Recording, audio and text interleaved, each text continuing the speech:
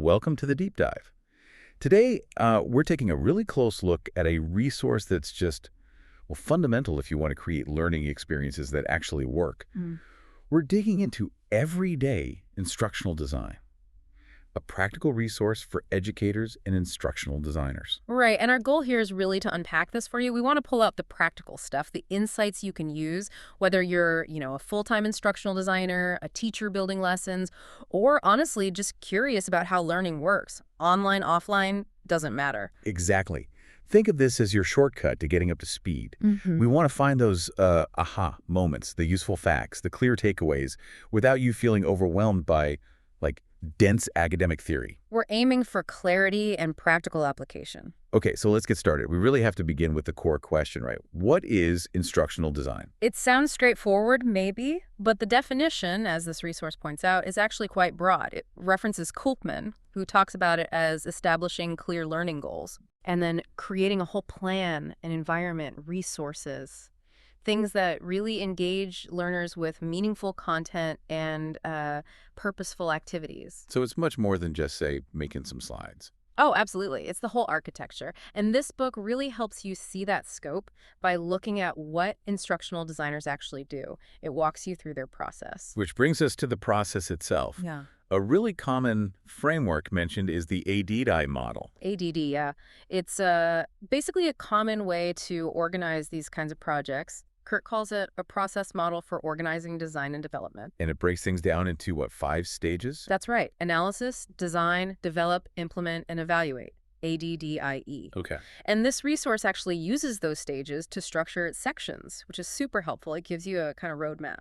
Nice. So it provides a clear path through the whole thing. Exactly. Now, there are other models out there, other instructional systems design or ISD models, but ADD is a really common one, and it's the one explored here. Got it. So let's dive into that first phase then, analysis, starting with purpose. Yeah, and this is, it's absolutely critical. The resource really stresses the needs assessment part, referencing Reber. You have to understand your learners first. Even if the need seems obvious, like we need training on the new software. Even then, who are the learners? What do they already know? What specific problem is this learning supposed to solve? Skipping this step is a recipe for ineffective design. And book mentions there's more than one way to do this needs analysis, right? Cites Maynard. Correct. Different models, different approaches depending on your context, but the principle is the same. Start with the need. Okay, so you understand the need, then comes setting objectives. Yes. And doing this before you design anything. It's vital. And not just vague objectives. I think the resource makes a point about that. Absolutely. It contrasts things like students should understand X with the needed for specific measurable objectives. Think performance, think behavior. What will they actually do? Why is that distinction so important? Because objectives and assessment are tied at the hip.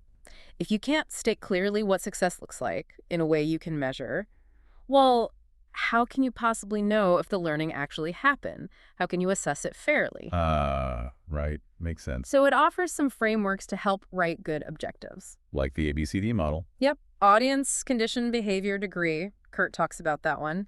And also the SMART model specific, measurable, achievable, realistic, time-bound. You see that one a lot in project management too. Okay, so frameworks help structure them. Any other tips? Yeah, some really practical ones, like write them directly to the learner. You will be able to use plain language, avoid jargon. Good advice. And, crucially, stick to just one action verb per objective. Makes it much clearer and easier to assess. If it's a complex task, break it down into sub-objectives. Okay, so instead of learn the system, it's more like you will be able to log in, you will be able to generate a report, you will be able to troubleshoot error code X. Precisely. The book gives examples comparing broad course outcomes to specific chapter objectives. It really clarifies the difference. So why does this matter for you, the listener? If you're planning any kind of learning, even just a team meeting, starting with that clear need and then nailing down specific measurable objectives, that's your foundation. It's the essential first step. Get the what and the who right before you worry about the how. Which perfectly sets up phase 2, design. This is mapping out that how. Right. This is your instructional strategy. How are you going to sequence the content? What activities will learners do? How will it be delivered online, face-to-face, blended? Dick and Carrie Clark, as I mentioned here. It's the plan for getting from A to B. Exactly. Gagne had that great analogy. If analysis is the architecture, design is like the bricks and mortar. It's how you actually build the structure. And the resource emphasizes that good design isn't just guesswork, it's grounded in learning theory. Absolutely. It touches on the big ones: behaviorism, cognitivism, constructivism, activity theory. But it also highlights theories really relevant for, online learning today. Oh, like what? Things like transactional distance theory, that's Simonson, Murphy, and Rodriguez-Manzanares, thinking about that psychological gap in distance learning, and the community of inquiry framework, or COI. COI, yeah. Yeah. Garrison, Anderson, Archer, social presence, cognitive presence, teaching presence. Exactly. Crucial for online environments. There's also the fully online learning community model, FOLC mentioned, and cognitive load theory. Pappas wrote about that. Cognitive load theory that feels really important for practical design. It really is. It's about our working memory, that limited space we have for processing new information. Good design tries to minimize extraneous load, the stuff that doesn't directly contribute to learning, so the important info can actually get processed and stored in long-term memory. So avoiding overwhelming the learner. Precisely. And it also brings up concepts like Vygotsky's zone of proximal development, the ZPD. That idea that learners can do more with guidance, scaffolding, collaboration than they can alone. Rodriguez is cited there. That scaffolding idea is powerful, like training wheels. Kind of, yeah. It's providing temporary support. Another big theme in design is individualized and flexible instruction. That sounds modern, but the book mentions it has old roots. It does, from Socratic dialogues to old correspondence schools. But things like constructivism and, of course, web technology have really amplified its potential today. So what can be individualized? Things like pace letting learners move faster or slower, content maybe offering different paths or resources, sequence, the mode or style of learning, even the amount of interaction, it ties into learner autonomy.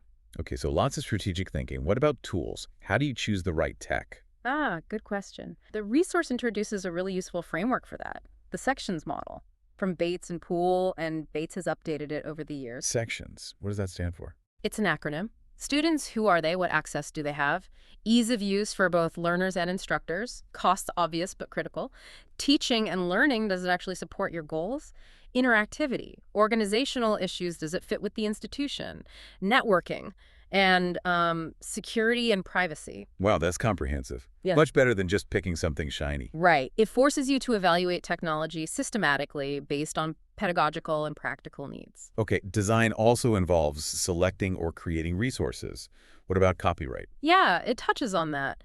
Educators often have some flexibility, citing common sense media, but it stresses it's not a free-for-all. You can't just grab anything online. So what's the alternative?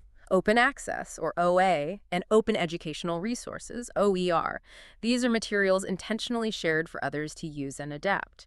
And Creative Commons, or CC licenses, are the main way this sharing happens legally. Perez and Process Arts are mentioned there. It's a huge benefit for designers. Got it. So planning tools to wrap up the design phase. Yes. Things like storyboarding or blueprinting, basically mapping out the flow and content before you build it. Slate is referenced, comparing it to planning before construction. Like an architect's blueprint. Exactly. And for individual lessons, it introduces the BOPS model. That's from Pattison and Day. BOPS. Yeah. Bridge in, get their attention. Objectives state what they'll learn. Pre-assessment, find out what they know. Participatory, learning the main activities. Post-assessment, check understanding. And summary, wrap it up. It's a nice, clear structure for a single session. Okay, bridge in. Objectives, pre-assessment, participatory learning, post-assessment, summary, BOPS. Got it. So all that planning leads into phase 3. Develop, this is where you actually build the stuff. Right, taking the blueprint and making the course the material. Exactly. And a huge focus here, absolutely critical, is digital accessibility. You mentioned legal requirements earlier, like AODA in Ontario. Yes, Doyle and the Ontario Human Rights Commission are cited. But beyond the legal side, the point is made strongly. Designing accessibly benefits everyone, not just users with disabilities. It's just good design. Standards often follow WCAG, the Web Content Accessibility Guidelines, from W3C. So what are some basic guidelines mentioned? Things like using proper heading structures in documents and web pages, adding descriptive ALT text to images so screen readers can understand them. Okay. Avoiding critical text embedded within images, checking color contrast, there are tools like the color contrast analyzer for that, and making sure the reading order makes sense for assistive tech. It also suggests testing, right? Yeah, simple things you can do. Try navigating with a keyboard only. Use a screen reader yourself. NVDA is a free one mentioned. Or just zoom in on your text significantly. Maybe change the font to something like Open Dyslexic and see if it's still usable. Really practical tips. What else is key in development? Adding a human touch, especially online. This loops back to that community of inquiry idea. Fighting isolation, building presence. How do you do that? Instructor welcome videos are a specific example, and the tip is great. Focus the video on introducing yourself as a person, not just dryly reading the syllabus. Makes it more engaging and reusable. Makes sense. What about creating other videos? Covered too. Mentions tools like Screencast-O-Matic, PowerPoint's recording, Powtoon for animations, YouTube for hosting. Any key tips for making effective instructional videos? Keep them short. That's a big one. Research cited, Brahim Bhattacharya suggests aiming for like 5 to 10 minutes ideally. Okay, bite-sized. Yeah. Stick to one main point per video. Avoid language that'll date it quickly, like next week will, and embed them right in your learning platform if possible. Don't just link out. What about recording lectures? Suggestion is maybe pre-recording them. That frees up your live synchronous time for more interaction, Q&A activities. And should the instructor be on screen? Interesting point. The resource notes research is mixed on whether it boosts learning outcomes directly. But the author argues strongly that it enhances teacher presence, contributes to that QI feel, and importantly, doesn't seem to hurt. So probably worth doing for the human connection. Okay, and audio resources? Yep. Podcasts? Yep. Defines podcasts, noting they often include video now. Vodcasts distributed via RSS suggests using audio creation as an activity for students or for instructors to create resources. Tools mentioned. Audacity for editing is a common free one. SoundCloud or YouTube for hosting and sharing. All right, so after develop comes implement and evaluate phases 4 and 5. Right, and these often happen close together or iteratively. Implement is launching it, putting it out there. And pilot testing is part of that. Yes, a key strategy. Test driving your course or module with a small group before the main rollout. Any crucial do's and don'ts for pilots? Definitely. Do publish on time, fix any obvious small errors, have a Q&A space ready, keep a log of tweaks. The big don't is making major changes to the content or structure during the pilot. That just confuses everyone. Got it. And evaluation goes hand in hand with implementation. For sure. Quality assurance, peer feedback. Getting a second set of eyes is invaluable. But there's standards for this. Yeah, it mentions formal QA standards and course review rubrics, things like quality matters, or examples from universities like New Mexico. These give you structured criteria for self-review or peer review. But there's a counterpoint mentioned too. Yes. This is really interesting. It brings in a critique from Burtis and Stummel, who argue that relying too heavily on these rigid rubrics can sometimes stifle creativity or even dehumanize the learning experience by over-focusing on checklist items. So finding a balance. That seems to be the takeaway.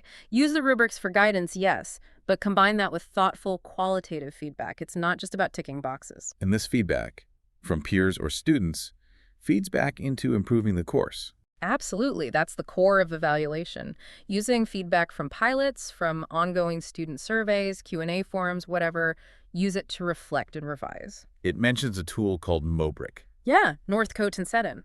A tool for self-reflection, and it suggests key questions for you to ask. What worked? What didn't? What needs changing? What skills do I need to improve? How do I use this feedback constructively? It's all about that cycle of improvement. Okay, so that covers the main ADDIE cycle. Yeah. But there was one more really interesting point the resource tackles. Something about a zombie myth. Ah, yes. Learning styles. This is a big one. Okay, tell me about that. Well, the resource points out that this idea that people learn best if instruction matches their preferred style, like visual, auditory, or kinesthetic, is incredibly widespread, widely believed, often taught. Yeah. But there's essentially no credible scientific evidence to support it. Tailoring instruction that way doesn't actually improve learning outcomes. Really? No evidence? None that holds up to scrutiny. It cites reputable folks like Donald Clark, Stephen Wheeler, neuroscientists. They've all presented evidence showing the concept is effectively debunked. So why call it a zombie concept? Because, like a zombie, it just refuses to die. Despite the evidence against it, the belief persists strongly in education and training circles. Wow. So the message for designers is to be evidence-based.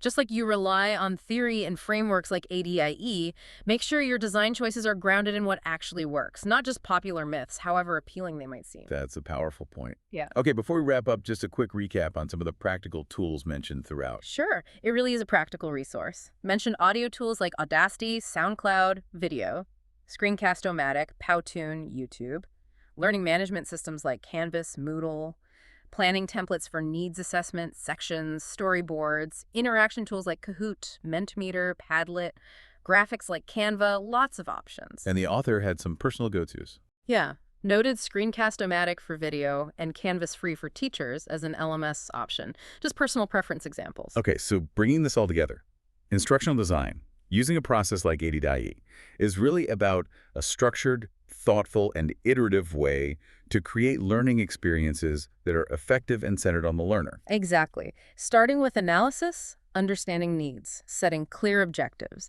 moving to design, mapping the journey based on theory, then development building accessible and engaging materials, implementation, rolling it out thoughtfully, and evaluation using feedback to constantly improve. We've touched on the importance of theory, good planning tools like BOPS, the absolute necessity of accessibility, humanizing the experience, and being critical about myths like learning styles. And we hope that for you listening, thinking about these phases and principles can be useful, whether you're tackling a huge course build or just planning a single training session or lesson. Definitely. So here's a final thought to leave you with, especially after that discussion on learning styles. What other widely held beliefs or common practices in education or training things maybe you take for granted might be worth examining more critically? What assumptions are you making about how people learn best, and are they really backed by evidence? Something to mull over.